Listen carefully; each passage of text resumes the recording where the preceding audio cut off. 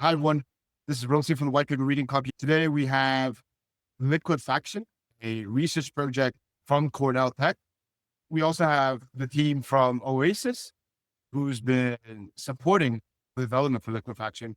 And Whitepaper Reading Club have been following Dark DAOs, TEs, and of course, the Liquefaction page for a little while. And this would be an awesome opportunity to discuss what's happening underneath the hood. I also have my co-host Ryan with me. Another episode. I'm from Polygon and always loved the research side. And now we're diving into the privacy aspect and how TE can enable this new paradigm of designing private share states in accounts. I just want to do a quick rounds of introduction. So I'm Will. I'm Ecosystem Growth Manager at Oasis. We've been building in the privacy and confidentiality space for, 5 years now. Always happy to support projects that are building on our network. And we were really excited when Ari, Dani, and James reached out with this new paper called Liquefaction. We saw some great use cases in privacy. I'm James. I'm a PhD student at Cornell Tech in Ari Juels group. I'm the lead author of the Liquefaction paper and just excited to talk with you guys. Hey, yo, I'm Dani. I'm also a PhD student here at Ari Juels lab. I just started last year, and my main interests are basically privacy blockchains, DAO governance, and general cryptography. we held a couple of whitepaper readings with James. We missed Dani, and it's nice to have William here with us. Can you just provide a little context about why you thought about the idea? What is the problem you was trying to solve? Why the name Liquefaction? When I Googled it, it was like something to do with the earth shifting and sand moving away. Basically, what we noticed was a lot of people in the blockchain ecosystem tended to make this assumption that each account was controlled by some individual or some individual entity. And this assumption was reinforced all throughout the ecosystem. And you come across this whenever you use a block explorer. Block explorers will often tag addresses, and ENS names like Vitalik.eth kind of reinforce the concept that it's individuals that control accounts. And if you share the private key, the other person could steal all of your funds. And so whenever you set up a wallet, the wallet will tell you expressly that you cannot share your seed phrase with anybody, because if you do, then your whole account can have all its assets stolen. So this underlying assumption affects the way that we understand ownership, especially. And what we did with Liquefaction is we basically presented a wallet platform using TEs that fundamentally breaks this assumption that you can't share accounts or do interesting things, that breaks the ownership assumptions. It not only lets you share accounts with others, but it lets you enroll and enrich access control policies over your keys. This means that you can do a lot more interesting things than you can with regular wallets. For example, you can liquefy blockchain assets that currently are inseparable. If you have a DAO token in your account, there's two things you can do with it. You can transfer it to someone else, sell it, or you can vote on it. And what Liquefaction does is at the wallet level, allows you to enforce access control policies over what the wallet can do and who can do what with it. It actually enables you to separate the ability to sell your DAO vote from the ability to transfer it and sell it. And so you can rent the ability to vote on your wallet to somebody else. This is why we call it Liquefaction. It enables you to liquefy blockchain assets in ways that the original protocol developers didn't think of. It does this at the wallet level in a privacy preserving way using TEs without anybody else except you and the purchaser knowing that you've done this sale. And James, maybe if I can just talk about what's happening under the hood from a high level, because you have the TE that allow for confidentiality using Oasis or some other TE, you can take a smart contract and you can basically share a private key for an address on any other network, in this case, like an EVM network or Ethereum itself. And you can basically have that smart contract sign transactions directly on Ethereum. And then when you talk about the access control policies, it's basically saying what type of transactions is allowed to sign for. So you have a smart contract in a confidentiality enabled network that is actually storing the private keys to a wallet on a different network. And that's possible because nothing will be leaked outside of the TE, and then signing specific types of transactions. So in your case, With the DAO, it's voting, but in terms of the Pick My Ape, which we'll get into later, that might be entering membership areas. Each sort of asset has its own use cases where liquefaction or having these access control policies might be useful or actually detrimental, as I know you guys talk about a lot in your paper. Is that an apt way of explaining what's going on under the hood? That's exactly how we implemented liquefaction. We couldn't do it on a transparent blockchain because you need confidentiality of the key, and that the key is not ever leaked to its owner. If the key gets leaked to the owner, then you would be able to, for example, override a DAO vote that you sold to someone else. So that's why we need to use TEs. I think an example that really helped me understand the power liquefaction has, sometimes controversially, is considering, for example, soulbound tokens, which are tokens that are supposed to not be transferable because they are bound to your soul. With liquefaction, you're actually able to liquefy the token, and you're able to sell that token to other people. You're able to even rent it for a specific amount of time. So tokens that are supposed to not be liquid, we are making them liquid with liquefaction. And this has many repercussions, from selling DAO tokens to vote in elections, to selling locked tokens, creating private treasuries, and even you are able to control different blockchains and exchange funds between blockchains privately and also securely. So I think trying to bring more intuition into the topic would be, is a good idea always. So I want to take a step back from a noob's perspective, which is always my perspective. Why can't you just do this like a Gnosis safe or like a multisig wallet? Is there no alternative to such an idea? Great question. So let's say we were using a Gnosis safe instead. The Gnosis safe itself will actually specify who's able to control the Gnosis safe. And it still goes back to that single entity address ownership assumption, meaning that you can still enumerate all the people who have access to this account, or the people that need to come together to create a transaction from this account. With liquefaction, because it operates at the private key level, it's able to enter into these policies that are not exposed on the transparent blockchain that maybe it's operating on. So as Will mentioned, even though liquefaction is running on Oasis Sapphire, it's actually signing Ethereum transactions or signing Ethereum messages. And so it looks like a regular Ethereum account to everyone who's viewing the blockchain. The policies themselves are not exposed by default. On the use case side, if you take James' example of allowing people to vote with your DAO tokens on a multi-sig level, you can't do that. You can't give the ownership of the vote to different people over and over again. You'd have to change the actual conditions of the multi-sig and give it different wallet signee privileges. Whereas you can actually do that. If there's a particular vote with a DAO, you can be like, this wallet is allowed to sign on behalf of me for just that vote. That would be very challenging, I think, with the multi-sig. Yeah. And another thing is, voting with multisigs requires the protocol to support those multisig accounts. And in many cases, we can use liquefaction to add access control to protocols and smart contracts that don't natively support it. One example would be like any sort of delegation that is not supported natively. You can do the same sort of delegation with liquefaction. Just the private is, of course, on a much lower level than the multisig. Awesome. Ryan, I think you had a point. I want to quickly summarize a bit. Previously, without liquefaction, every account it's basically one owner. And that interface itself, it's pretty well established. But because of liquefaction, now we can manipulate, or I guess use the same interface for all of the existing blockchain primitives out there, soulbound tokens and all of those. Even multisig could be a liquefaction aggregated multisig too. There's a lot of new things that it pretty much opened up a new direction of, before everything was just a dot. The EOAs was a dot.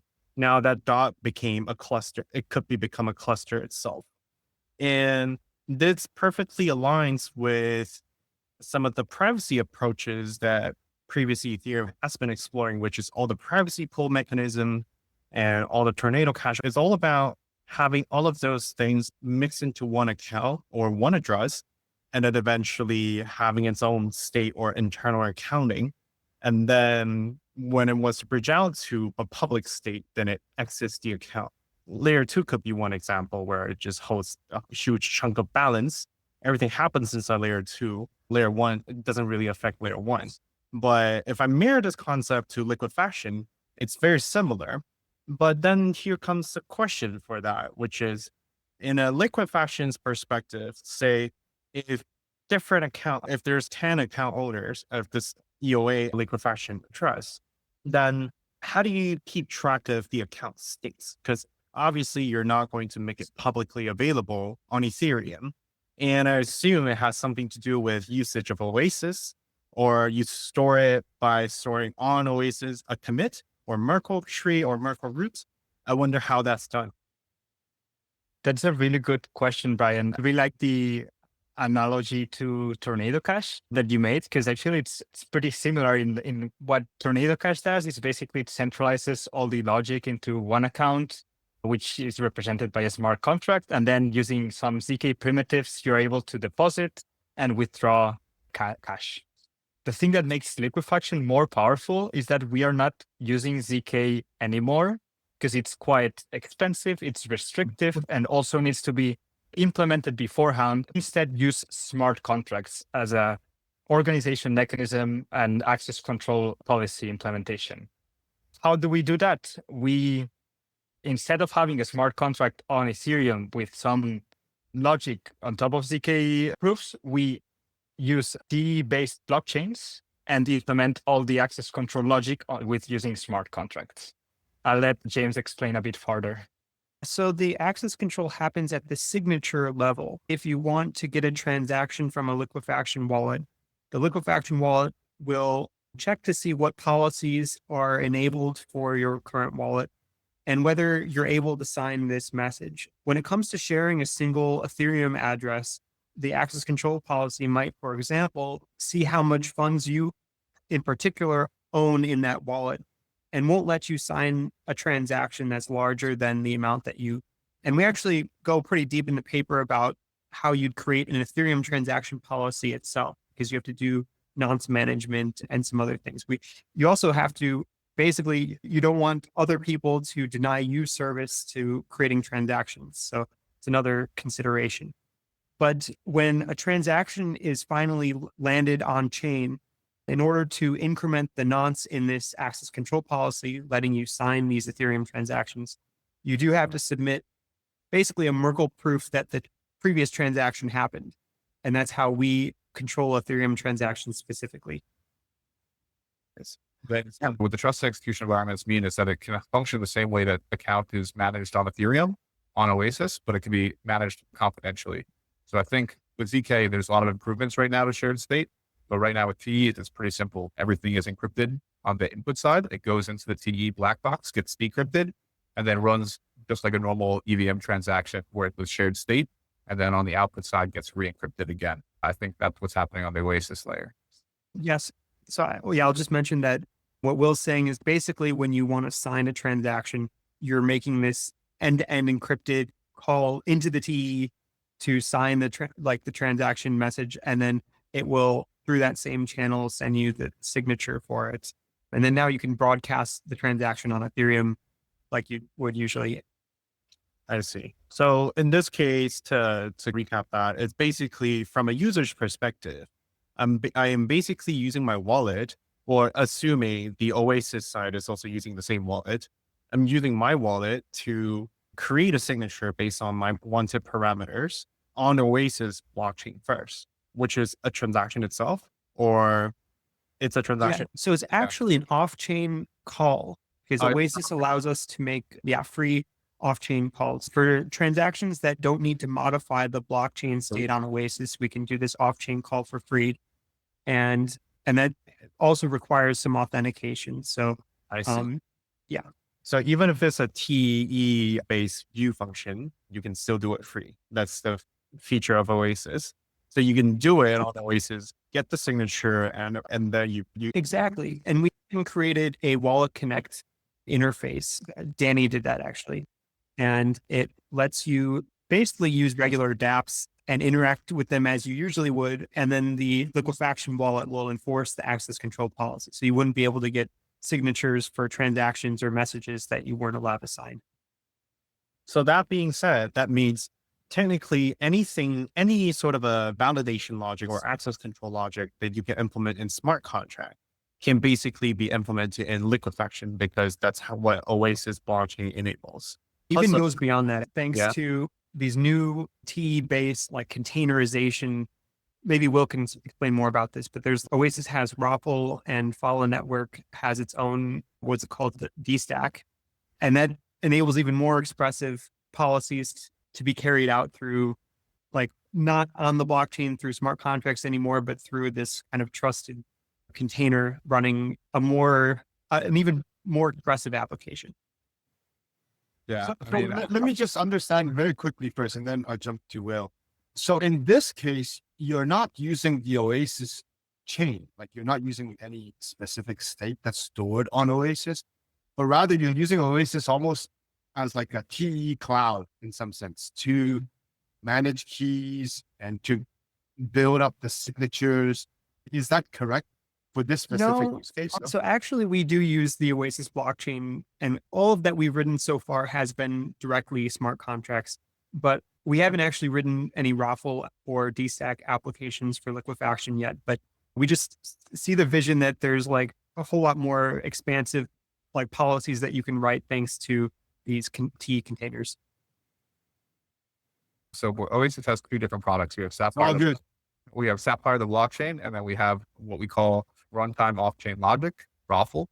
But so the part that's more like a cloud is the Raffle. That's an off-chain TE where you can run, as James said, like Docker containers, and you can do non-deterministic compute.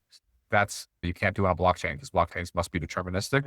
So that allows for probably some pretty interesting things to be done in terms of liquefaction. We haven't really explored that yet, but it also uses TEs. And the really cool thing is that TEs have this hardware version of a ZK proof called a remote attestation. So this off-chain component can verify that the computation was done correctly on the Oasis blockchain, or really any blockchain. The power comes from combining smart contracts with this off-chain compute to do some really interesting things.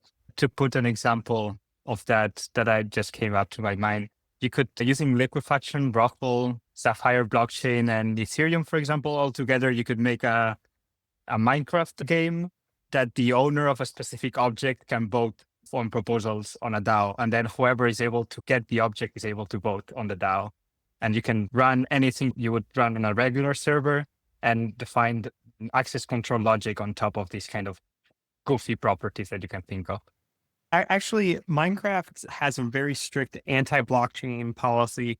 So we ended up using the open source Luanti, and we basically made a TE-based like container where it will spin up a server that's like a 1v1 death match, and whoever wins gets like a pot of crypto, which is fun.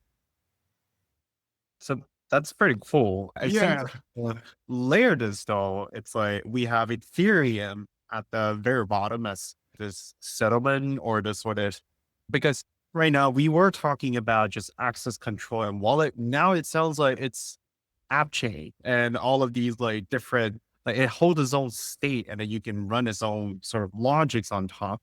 And so having Ethereum as the very bottom layer, which is the settlement, and on top, the connection between Ethereum to this sort of private off-chain, this app state, is via the liquefaction interface, where you actually, basically you treat it like an account from Ethereum perspective. But if you really look underneath it, it could be, the simplest form would just be a multisig, not a multisig, but a private multi-owner account, which is the primitive of this paper. But to really expand that with Oasis capability, you can actually start holding persistent states on top. So meaning per account who owns this liquefaction wallet, they can actually have their own balances, and then you can maintain it. And then you can even have valid execution logics, or even some non-deterministic application logics, like running AI example. So all of these could expand the computation limitations of Ethereum, but now you can do it via this interface of liquefaction. Am I saying that right? I think that is a perfect summary. you because I could never have said it as well. One perspective is I actually think combining smart contracts with these TE containers, I actually think these containers are going to implement what the originally smart contracts were meant to be doing. So a lot of those applications that people originally had for smart contracts, I think we're finally going to be able to start creating them due to this, especially due to these being able to act as the trustworthy execution part components of different applications.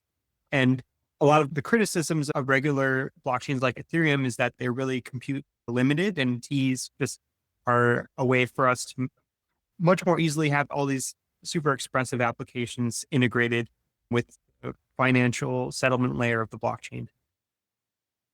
Nice. Nice. We should just jump a little bit into the demo first, just so people can have an idea. So my understanding is that the first use case for this is to essentially rent or give access to an NFT.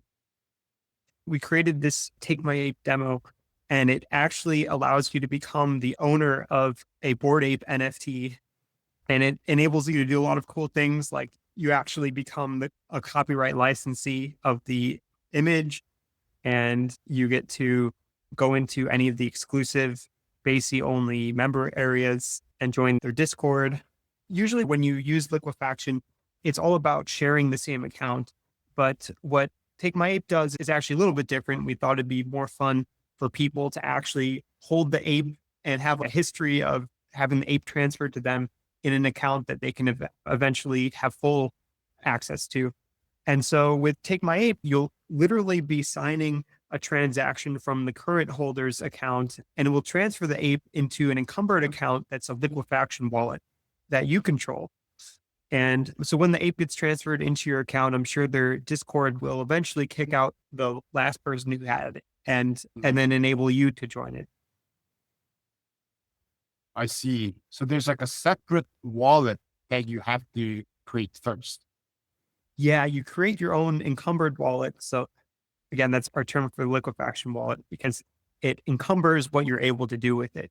And specifically with Take My Ape, it prevents you from signing transactions which would let you steal the ape, because we want more people in the demo to use it. We don't want you to be able to steal it. But we do let you sign basically any message with it, which is what enables you to get access to all of the dApps that require you to hold an ape. I do think you're right. It does break single key, single owner assumptions. It does mean that any asset that's on a blockchain can be owned by anyone and be liquefied. So there are adversarial use cases, like you said. Should the Discord server have worked in the way that you mentioned, where you have access, you get in, and then you don't get kicked out, that would definitely be a detrimental use case. And I don't know how much time we have today, but I think James and Dani already have a solution for that type of stuff, for some of the more detrimental or nefarious use cases that Liquefaction can be used for. At Oasis, we're focused on the ones that are not nefarious. We're going to try to build use cases. So now, if I'm launching an NFT, I have to really think about this new design space. For sure. You don't want people accessing your NFT on the area if they paid like $2 for the NFT when it usually costs 60,000, for example. Or maybe you do and you just think this is part of the game now and you embrace the new ownership perspective. Totally. We can go on is possibly around the ideas of the like various business models that can come out of this. Is there something that you've thought about in the future that could be a very interesting application or very interesting business or business model? I can speak on it, but James and Dani, do you maybe want to explain the ones that you like first, and then I can go with whatever is left over that I find interesting. Yeah, I guess I can explain one. James can go after with another one. My personal favorite use case of Liquefaction is actually called in the paper overlay smart contracts. Is as we've been talking about, all the kind of control logic is handled in Oasis, and that basically defines who owns the different assets, how can they be traded, and different logic that you can define. But this is not restricted to just using one like blockchain. You can use it in, for example, in Bitcoin, in Ethereum, in XRP. And specifically those that don't have smart contracts, it becomes more interesting because now, if you think about it from an abstract sense, a smart contract is basically an account that has logic on it. But Bitcoin does not have smart contracts. Now with liquefaction, you can, because you're just adding smart contract on top of an address. This not only allows you to have smart contracts on Bitcoin, on XRP, but also have them in the same place, because now everything is centralized in Oasis. So you can trade an XRP token for a Bitcoin token almost trustlessly. You're just trusting basically the bridge from the respective chain to Oasis, but it basically allows this next level of interoperability between blockchains that's really cool, and I'm really excited to see at some point in the future. Yeah, I guess like for potential businesses using concepts from here, like the nice thing about liquefaction is it shows that like previously we had the blockchain as the only source of trust. Basically, you only trust what happens on the blockchain as having any bearing on ownership. But with liquefaction, it enables you to use some other system as your trust layer.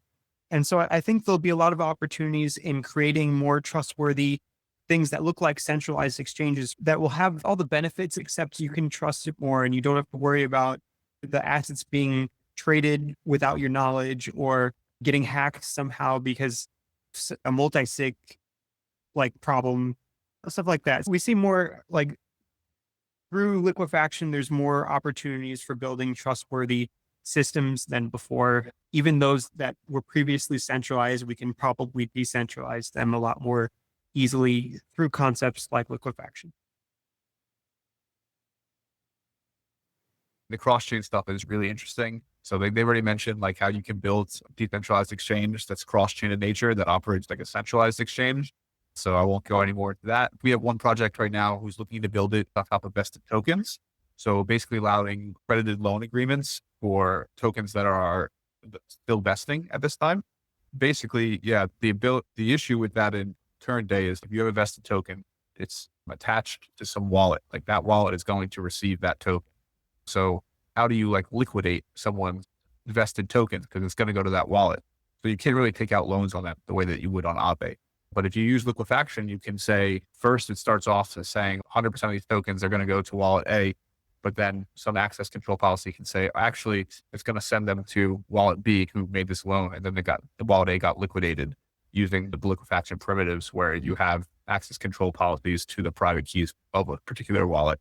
So that's one use case that we're looking at. And I think there's a large amount of liquidity right now invested in tokens that people can't get loans against. And so it'd be great to tap into that liquidity.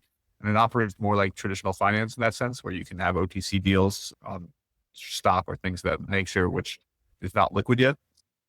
See, that's probably the use case that we've explored the most. Other ideas that we've had are more in like the bridging space. So you can create something like a MakerDAO or any other collateral debt position stablecoin where you can keep that native asset, a BTC or XRP or anything, and then you can mint a BitUSD or an XRP. I know they have their own USD, but something like that on Ethereum, but you don't record, it doesn't have the same bridging risks because the asset just stays in a wallet on its native network. And you don't have to trust some centralized third party. You just have to trust that the liquefaction access control policies will operate as intended. And because it's happening on a blockchain that, is decentralized and permissionless and deterministic, you have the same security you have on any blockchain network. So you can create like either a wrapped BTC or a wrapped XRP or a wrapped Stellar on EVM networks that is more trustless in nature, or you can even extend that to CDP stablecoins and things of that nature. So those are probably the area. And you can imagine that you can extend that to lending protocols and you can extend that to DEXs. But yeah, those are the areas that we've focused on so far is the centralized exchange performant DEX, the bridging of wrapped BTC stablecoins, and accessing vested tokens. Those are the areas that I think are pretty DeFi heavy and I think would get a lot of usage, which just takes some time as liquefaction's a relatively new technique and we have to make sure it's secure. That is really cool. And especially what Dani mentioned about enabling this smart contract capability on top of Bitcoin. And from there, we talked about this performant off-chain DEXs design, but it's pretty much same security as on-chain DEX. But I do have a follow-up question, which is regarding the design. We mentioned about the bridge vulnerability versus having it in the liquefaction format, which is an account. The account is safe from Ethereum perspective. Smart contract, on the other hand, people made it. There could be bugs, there could be logic failure. So there's that security part. But I'm also wondering if it's possible to build a layer 2 that use the liquefaction interfaces to Ethereum. And in order to do that, what needs to be changed from the current layer 2 design, and what's good by doing so, and what's probably limited by doing so? That's a really good question. Actually, we've been thinking a lot about that lately. We feel liquefaction can be thought of as an L2 platform in some sense. We are, after all, basically controlling assets that lay on the base blockchain on a different level, and we define different logic on top of it.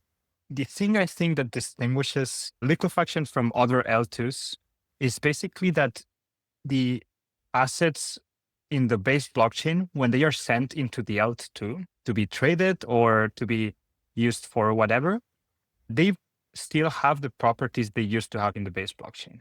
What does this mean, basically? Imagine you have a DAO token. A DAO token allows you to vote on DAO proposals. When you send it to the L2, you're still able to vote on DAO proposals in the base blockchain, but now you're able to trade it on the L2 or rent it or do whatever you want. You could even auction it, and things that you could maybe not do in base layer, you're able to do, plus the things that you were able to do in the original layer. To your question, to some degree, from Oasis perspective, we already view liquefaction as like a way to make Oasis an L2 for any blockchain. Like, not exactly an L2, but from the user perspective, it will be pretty much essentially an L2, or at least have the ability using liquefaction to act as an L2 for any blockchain. I don't think anything needs to change. More so, we just need to build out the tooling and the research with liquefaction, which is why Oasis is working with Cornell, where we're trying to figure out exactly how we can do that. Yeah, I think this design is really efficient compared to current L2 scheme, where every L2 basically run their own server. The backend itself is hosted by themselves, and then they just generate some sort of a trust assumption so that they can prove that their block is valid in an OP way or ZK way, and then validate it on Ethereum. But in this case, all the L2s that are using liquefaction that integrated with Oasis is basically using Oasis blockchain as the runtime, as backend server. So from the L2 operators perspective, they don't have to run their own server. They just have to write the policy and then have users to interact with their own sort of TE cluster or TE, I guess, like instance that is on Oasis. Of course, it's using Oasis blockchain, but it's quite isolated themselves. Yeah. They're not interoperable because they are their own private states and they don't share it. So it pretty much, from users' perspective, it's a layer 2 itself, but it's just every layer 2 that you interacted using the stack, you're pretty much interacting with the Oasis blockchain, which is quite efficient from a resource perspective. Yeah. I will they all say talk the not same to be- language because they are in the same blockchain, so they can talk to each other, which is pretty cool. That's pretty cool too. Yeah.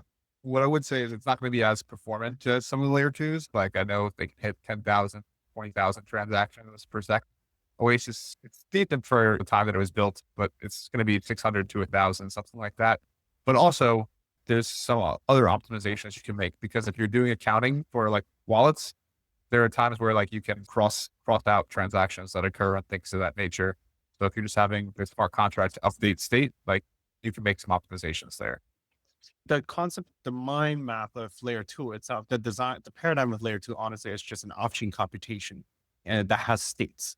But what's the interface? Like, now liquefaction just opened up a new design for interacting with the layer 1 settlement layer. Instead of doing it via the smart contract, now you can do it on account.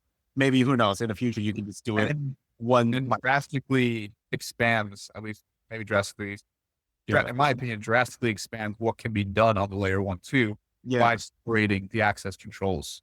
You now create primitives as well. This is why we do these calls. It's just, we don't want to publish them at all. It's just for selfish reasons. But yeah, that's question that I have is basically, but the difference here that I see is basically the execution of this liquefaction, the internal state, the liquefaction's cluster's internal state is secure by Oasis. It's not secure by Ethereum. But the current layer 2 design is although you run it on centralized server, but you produce block with, and then you validate and you anchor that trust on Ethereum by just generating proof and submit to it or having 7 days. So the security is secured by Ethereum. I think that's actually a difference there. Am I addressing it right? Yeah. I have a thought, Dani and James, and you guys can answer me. But because of remote attestation, you could anchor it to both Ethereum and Oasis, right? Like I know you haven't done that yet, but in theory, if that was like a concern for someone, you could have a remote attestation published to Ethereum as well and have it anchored to both. Is that possible? Because it seems like it should be. I might be wrong. I think our perspective is what we're looking at mitigation to potential Oasis compromises in a different way. We're exploring ways to separate like the risk of TE compromise from the rest of the protocol, but it's still in development because it's a little difficult because we need the key to be available somehow to everyone who wants to use that wallet. The key can't just disappear when someone else has assets in it, for example. So we're trying to construct other ways of getting security from it. Right now, we do just use the T directly for confidentiality, and Ts have a history of side channel attacks. So we're looking for ways to make this a much more improved, but it's still in development because it's not an easy problem. Yeah. And especially if you start to have persistent states in TE, then you can't really rotate your TE environments anymore. You have to make it stay alive in the same environment, which makes it the side attack even more possible. But okay, that's sorry. I want to put, I think when you were talking more about like the verification process, and that's not necessarily TE security and things of that nature, like maybe an ETH maxi wants it 100% the proof to be on Ethereum. Is that possible, James? Like if like someone really wanted it, or if you guys really wanted to build it, can you have the remote attestation published to Ethereum instead of Oasis, or as well as Oasis? Yeah, I think it'd be slightly different though, because for L2s, for example, the reason they roll up to Ethereum is they want to settle all the execution that happened on the separate layer. Whereas with liquefaction, it enables you, it gives you signatures directly. So in a sense, if you have this L2 analogy, it doesn't really matter as much what happens on the L2, because once you have a signature, then you can do whatever the policy told you could do immediately. And so I think it matters a little bit less, this kind of security roll up to Ethereum with liquefaction. But certainly you could publish the remote attestation signatures on Ethereum for sure. If you need availability of them. Yeah. I guess just piggyback right on that idea. I think if there's a lot of liquefaction services that is running on Oasis, maybe there could be a Merkle tree of all of those states on the Oasis, and then just like Oasis just help them publish this sort of a Merkle to Ethereum periodically. Actually, you're describing exactly a section in our paper called the liveness section, where and maybe this was what Will was actually referring to, but we were talking about ways to preserve like a fallback system of Ts in case the main blockchain, like for example, Oasis somehow had some permanent liveness issue where it went down permanently and you wanted a way to recover access to all your encumbered wallets. We did explain the design for this that uses an Ethereum fallback smart contract to protect against liveness issues. It does require some other separate committee of backup Ts, but I think this might describe part of that. It at least protects against liveness. The safety of the keys is slightly different, and because the main risk with using Ts is side channel attacks. That's a little bit of a separate discussion. Hopefully that explains it.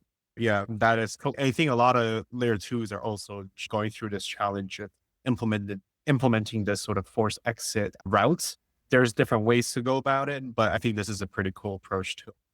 I think we have talked about Oasis quite a lot, but I don't think we had a really good run through of Oasis, because Oasis obviously is a really complicated project. It's a layer one itself, and then there's a lot of things. I feel like maybe Will can also just give us after all this discussion we have, if you can just help us understand Oasis deeper, some of the things that we didn't discuss in this topic will be really appreciated. Yeah, absolutely. So Oasis started with a paper, I think it was published in 2018, maybe 2017. It was the Ekiden paper. So we wish that the Whitepaper Reading Club was around back then and everyone was aware of it, but it was a pretty big paper at the time. It had Ari Juels, who obviously Dani and James are working under now, Andrew Miller, who is very big in the TE space, and Don Song, who ended up founding Oasis Labs, as well as Fan Zhang, who I think previously was in Ari's, who is our CEO, and a few others as well. So yeah, it was basically a paper that talked about this idea that we now know is the separation of consensus and execution as layer one, layer two. So unfortunately, we had some poor marketing when we first started, and we only were talking about separation, execution, and consensus, and no one knew what that meant. And had we only known to use the word modular blockchain, maybe we could have been ahead of that trend, because we launched in about 2019, and we were, as far as I know, the first or one of the first modular blockchains where we have a underlying consensus layer that has the ability to validate transactions from the execution layer, as well as the ability to handle one smart contract, which is the staking smart contract. No other smart contract. So it really was 100%. This is for consensus. And then the above layer was execution. We started doing some work on what was known as the cipher paradigm, because on the execution layer, we have these things called paratimes that stand for parallel runtimes, but really they're layer twos. So we worked on Cypher, which is pretty similar to Sapphire, but it was built in WebAssembly or Rust, did internal dog fooding. And we quickly realized that it would be a lot of work to rebuild all the infrastructure that exists for the EVM, oracles, wallets, indexers, RPCs, like everything that multisigs, everything that Ethereum already had, we would have to be building in-house, or we'd have to spend like a ton of money to find partners to build this stuff for us. And that led us to launching the Sapphire blockchain, the Sapphire paradigm, which is technically a layer two for Oasis, but like operates basically like layer one because it handles the execution. Sapphire is the first confidential EVM, which is used, and its confidentiality is based in TEs. As we said before, like trusted execution environments, all validators must run them, and they operate like a black box that they can't see inside. So all transactions are encrypted by default on the input side. They go inside the black box, and now they can act as they normally would on any EVM blockchain. And then based on like the parameters of the smart contract, they get decrypted or encrypted on the output side as well.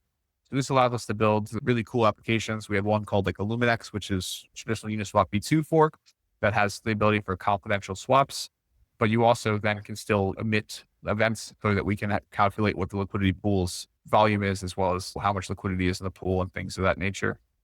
But if you guys have more questions that I can maybe explain about Oasis.